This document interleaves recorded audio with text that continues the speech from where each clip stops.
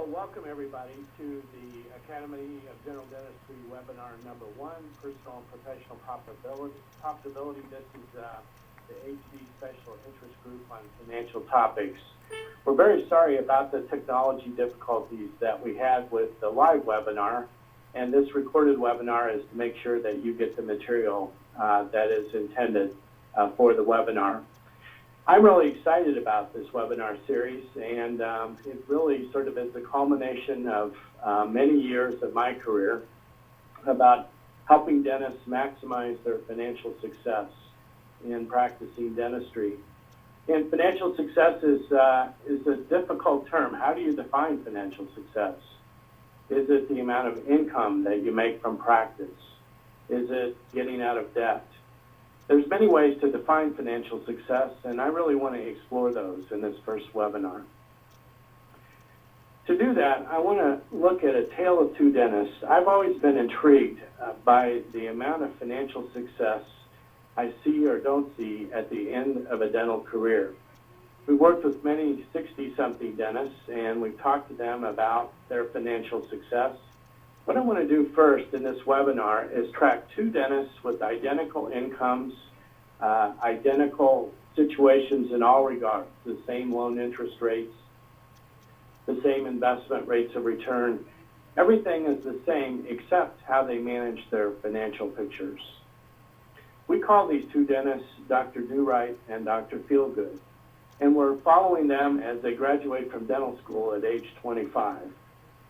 They've been best friends throughout college. They have gone through dental school together. They both got married midway through dental school. And Feelgood says to Do-Right, "Hey, Do-Right, so we're so excited about our career in dentistry. It's great to be graduated and having passed the boards. But we have a lot of student loans, $250,000. Why don't we celebrate by buying a new car?" So they both borrowed $25,000 and purchased a new car. And this is how they start their career in dentistry, with $275,000 in total debt, with great prospects for a career in dentistry. As we sort of page through approximately 5 years at a time, it's really interesting to look at the challenges that happen in a career. And Feelgood and Do-Right have very different ideas about financial success. To Feelgood, his focus is primarily on getting out of debt and then saving. And with Do-Right, it is getting out of debt, but it's also trying to save. With nearly 5 years or 4 years gone by, we see their situation. Do-Right is saving for children's college. Feelgood is not. By the way, they married twin sisters, and they had their children at the same time. Do-Right is putting some money in an IRA savings account. Feelgood is not. His focus is paying off the student loan debt. And you can see at age 29, Feelgood is making some progress. His total debt is $425,000. Do-Right still has $490,000 of debt, but is beginning to accumulate some IRA savings, a total of $46,000 in the green box. At age 34, it's amazing in dentistry. Over a career, there's always something that needs to be purchased or some major capital expenditure that comes along. For the two dentists here, the young dentists, there's a half of a practice purchase. They're in a situation where they're buying out a senior practitioner, and the first practice purchase is $250,000. They're continuing, Feelgood wanting to get out of debt, Do-Right wanting to get out of debt, but also wanting to save. And we meet them at 34. They're at a dental study club, and Feelgood says, "Hey, Do-Right, I've almost got my student loans paid off. I only owe $33,000. How about you?" And Do-Right says, "Oh, well, I still owe $220,000, but I've been focused on trying to save in a 401k plan. My father is a dentist, and he has told me that I need to get out of debt, but I also need to save at the same time." And you can see in the green boxes the sort of the sum of their careers at this point. Feelgood has made tremendous progress on getting out of debt. He's paying off his home mortgage. The student loan debt is going down. Do-Right has $700,000 of debt. It feels like the GDP of Costa Rica, a lot of debt, but he is beginning to accumulate some savings. At age 41, there's the second half of the practice purchase. There's some new equipment that went along with the refurbishing the dental practice.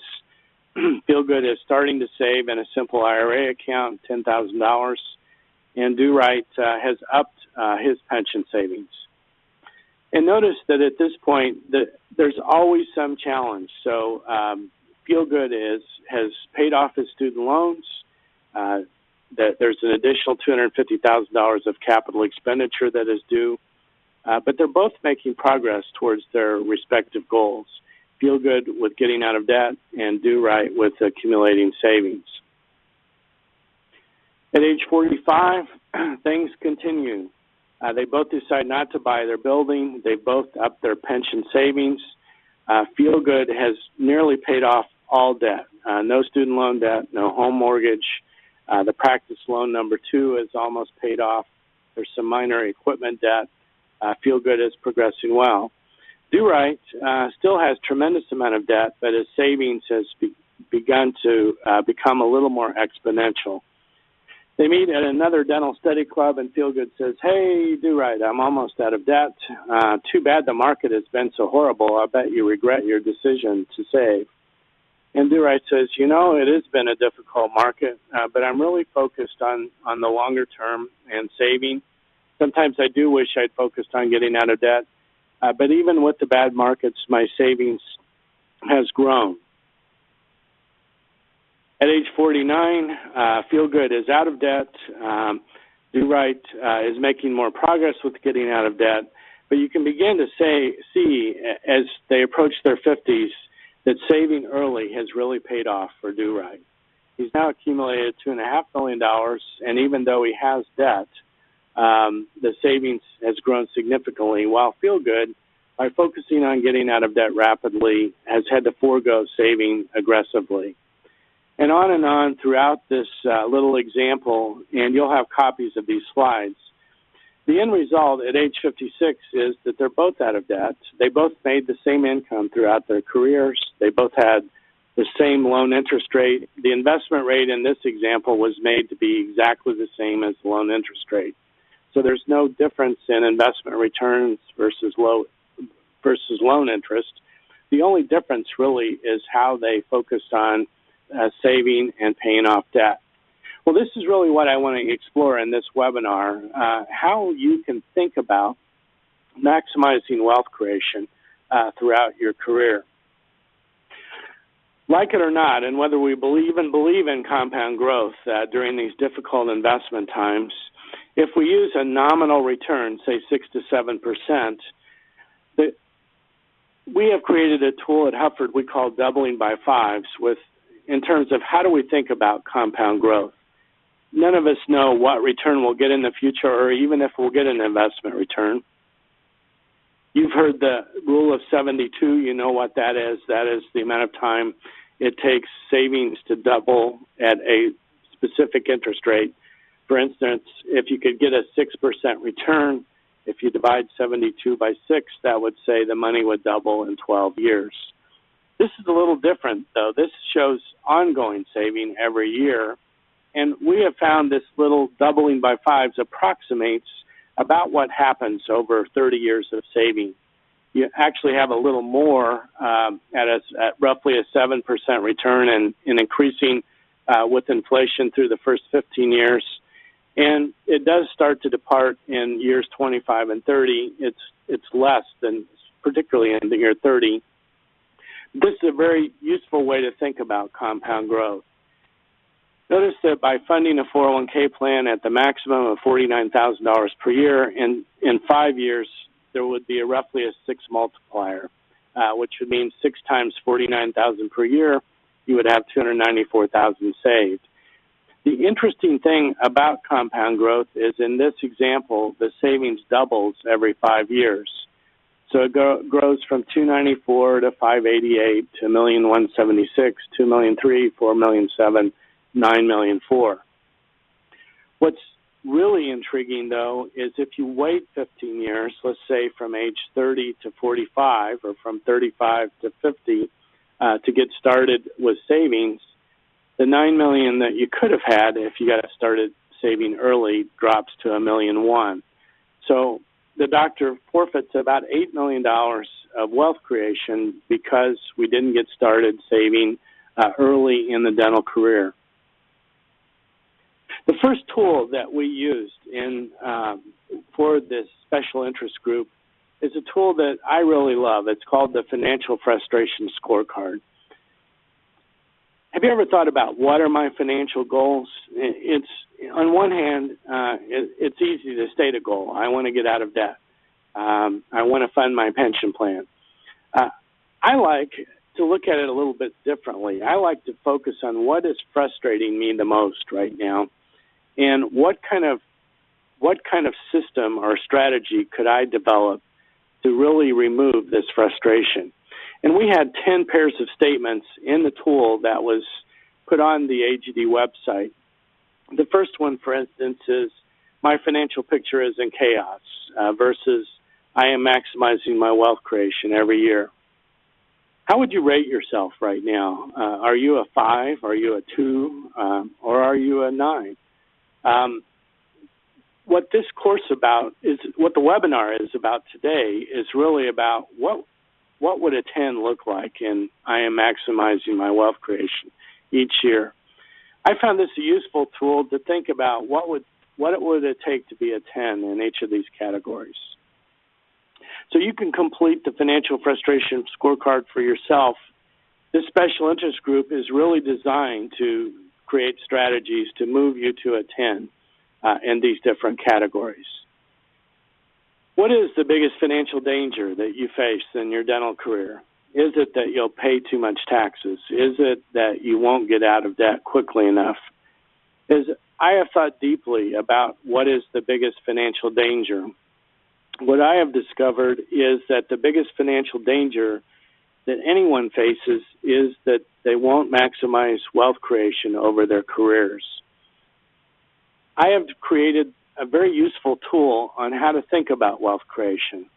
What I wanted was, whether you make $80,000 per year or $600,000 per year, wealth creation shouldn't be about income. There ought to be a way to think about wealth creation that is not income dependent. In other words, if I make $80,000 a year, I ought to know how to maximize my wealth creation on $80,000 per year.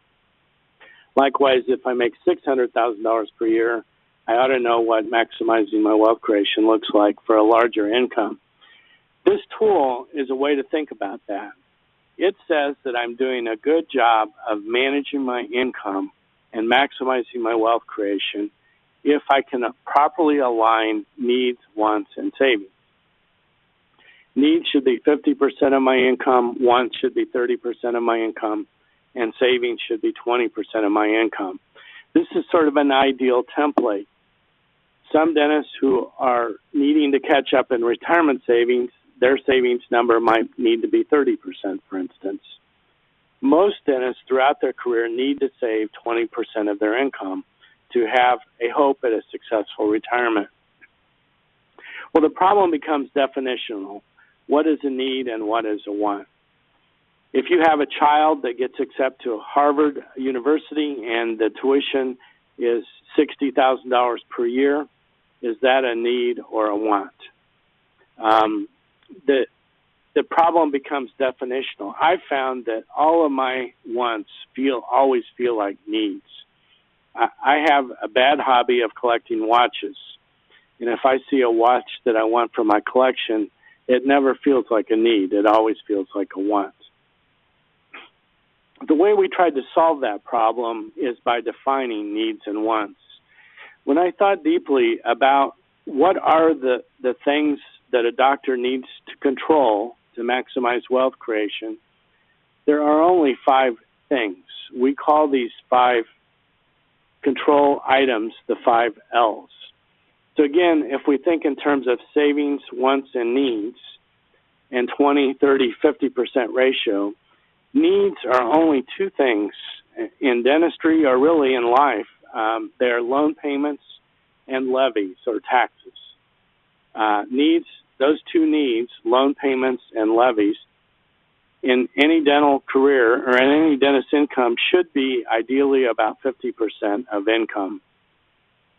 And when I say loan payments, I mean both practice loan payments and personal loan payments. If you're a dentist who is not in private practice, what you'll find is that the same ratio of needs, wants, and savings will apply even if you're in a wage situation. I once did the same mindset for a group of 100 hygienists, and I did a hygiene example where the hygienist had a salary. I found that this needs, wants, and savings economy works just as well for a hygienist as it does a general dentist, or it works just as well for an employee dentist as it does for a dentist in private practice. The complexity is that a dentist in private practice has to factor in both practice and personal items. Wants are only two things. They're large purchases and lifestyle. A large purchase is anything that you pay cash for that is not recurring and over $3,000. I needed a way to think about, let's say that you have a daughter who's getting married and you're paying a very large amount for the wedding. How do you think about that? The way I think about it is it's a large purchase. How do I think about paying cash for a car or paying cash for technology in the practice? Those are simply large purchases, and those end up being wants. So this is a thought construct. I'm going to fully develop this in this webinar. So the needs, wants, and savings are we have a definitional problem. What is a need or a want? The way we solve that problem is by defining needs as only two things, loan payments and levies. Wants is only two things, large purchases and lifestyle. Legacy is obviously saving for the future. Well, let's look at a little case study to develop some of these concepts.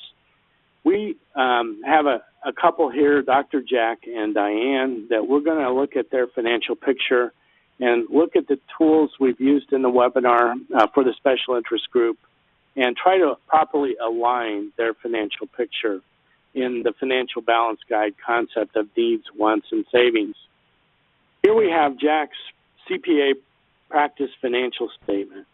And even though I am a CPA, I learned early on that a CPA-prepared income statement doesn't really tell me a lot about what I need to do to be, quote, financially successful.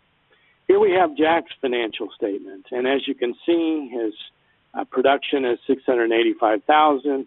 His net income is $226,000. He's in private practice. His overhead has been very well alphabetized, starting with accounting, ending with telephone. And these are questions I want to ask you as you look at this statement. Is Jack's overhead too high? How about Jack's practice? Does he have a good practice? Is he financially successful? You can begin to feel, as you try to answer those questions, that this is not a very good tool to think about that. What I want to do is illustrate a better way to think about that. One way is I'm going to teach you an operating statement format, and one of the tools, the second tool that we have put on the AGD website is what we call a Wealth Finder format, which tries to refit operating statements into a cash flow format. The biggest frustration I have found that dentists have is, where does all my money go, number one, compared to where should all my money go, number two. I want to teach you a tool that shows you where all your money goes. As you might have seen in the original statement, the CPA prepared statement really doesn't try to answer that question. It's really prepared in an income tax format.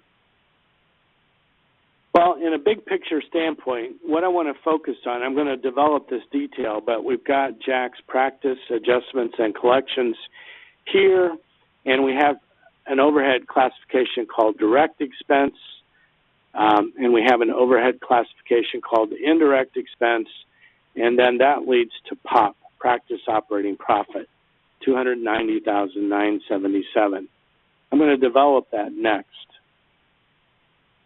Let's look at Jack's Wealth Finder format for his practice, which is much different than the CPA format.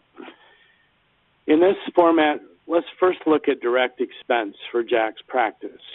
Direct expense for a general dentist is only 5 things: staff expense, lab expense, dental supplies, facility expense, and promotion. And those are the only 5 direct expenses. We have categorized Jack's overhead into these 5 categories. Notice that Jack has staff wages, hygiene wages, staff payroll taxes, fringe benefits, and staff retirement benefits. The total of those is $184,311. It totals 26.9%.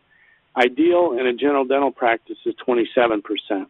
There's no magic. This is not the holy grail, but it is a good guideline for what this broad class should be.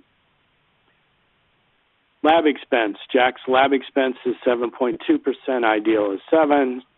Jack's supplies, dental supplies are 6.1. Ideal is 6. Facility, ideal is 6. His facility expense is 5.1. And promotion, ideal is 2%. Jack is at 1.2. Total ideal direct expense is 48%. Jack is at 46.5. He doesn't have a direct expense overhead problem. But we know that for the first time. We couldn't really see that in the prior financial statement. Indirect expense are everything that's unrelated to the production of dentistry. So indirect expenses are things like bank service charges, computer expense, laundry, office supplies. You can see some of the indirect expense categories. Jack's indirect overhead is 8.6%. Ideal is 8. Jack's a little bit over, but overall he's in great shape in his practice overhead. If you subtract direct and indirect overhead from production and collections, what you end up with is POP, or practice operating profit. Ideal in a general dental practice is 42%. Jack is at 42.4. POP becomes Jack's practice income, and as you can see, it's not the number in the CPA prepared statement. The correct number is $290,977. And this is what we're going to use. POP becomes the number that we want to properly align so that Jack can maximize his wealth creation from his practice.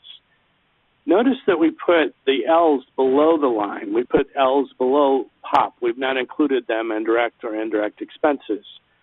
We put practice loans, large purchases in the practice, and lifestyle in the practice, which is things like relatives on payroll, doctor's life and disability and medical insurance, anything that is done in the practice that is really a lifestyle type expense that is somewhat unrelated to the practice itself. Likewise, Jack is funding a simple IRA, and we have put that under legacy. The net income from the practice after all the L's, so if we subtract all the L's from POP, we end up with the next practice cash flow of $161,628. Compare that, $161,628, with the net income per CPA prepared statement. It's a lot different. It's over $50,000 different. It's almost 60. Well, I guess it actually is over $60,000 different. So Jack's actual cash flow in the practice is a lot different than the income per the CPA prepared statement. This is why we think that the Wealth Finder format is very important, because we really, all of us live in a cash flow world. If we're going to find money to save, we have to properly align cash flow in the dental practice.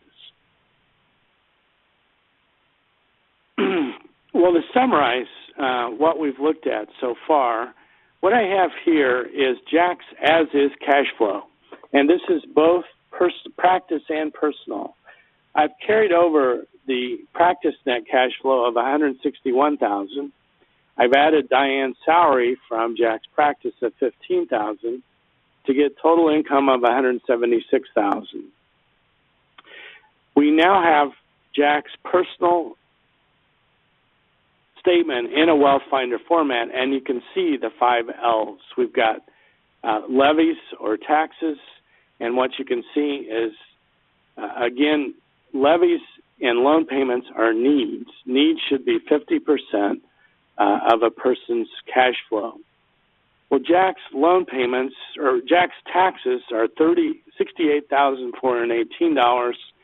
Those are 38.7% of his cash flow. Jack's loan payments are $57,924.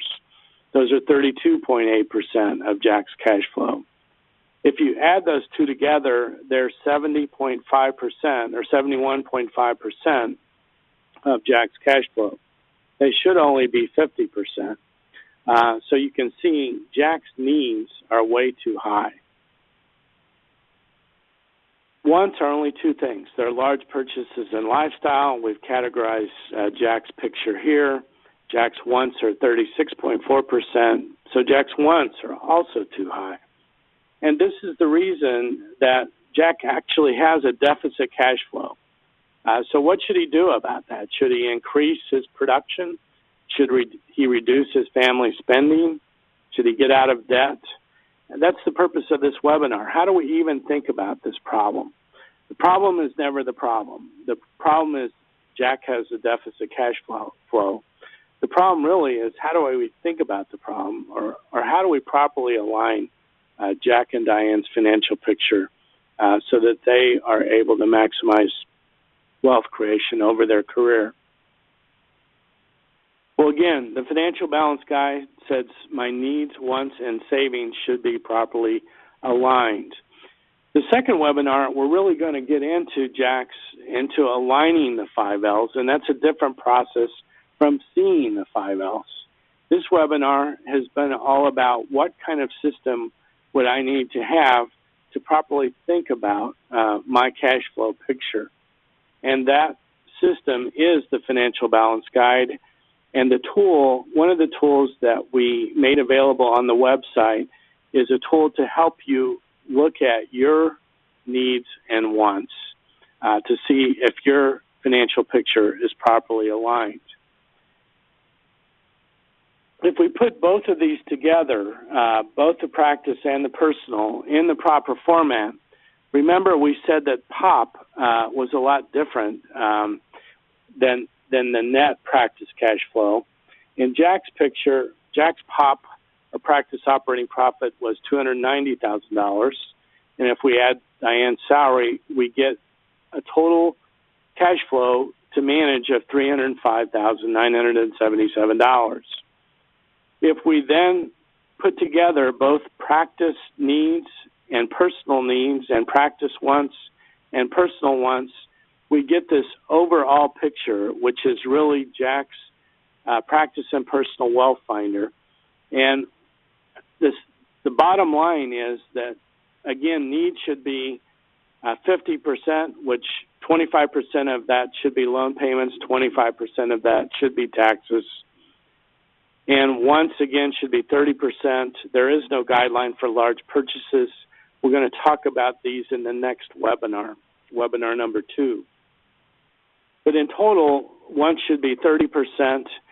And we've got, for the first time, a way to think about what would Jack need to do to properly maximize wealth creation that would lead to a successful retirement in Jack and Diane's career.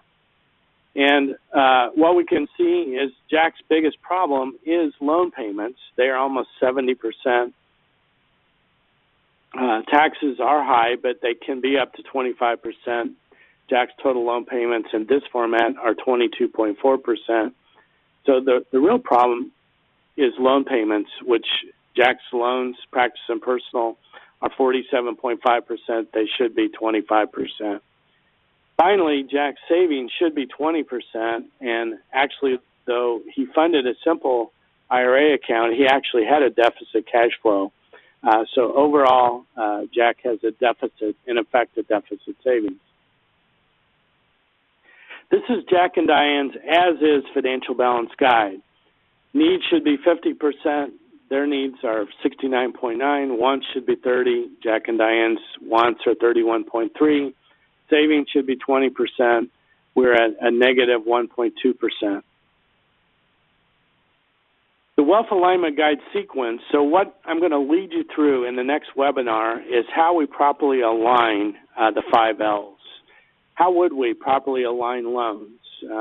How would we calculate legacy? In other words, how do we determine how much we need to save for retirement? How do we minimize taxes, legally, obviously? And how do we manage lifestyle to determine that our family doesn't spend too much? And finally, large purchases. So many doctors I have found that in their 40s they're able to get out of debt, so debt is finally gone, but they find they still can't save. The reason for that is large purchases and also levies to some extent or taxes. Large purchases, again, later in life, they're weddings for children, they're college expenditures. In the end, we have to have a strategy to intentionally align the 5 L's, or there'll never be anything left over to save.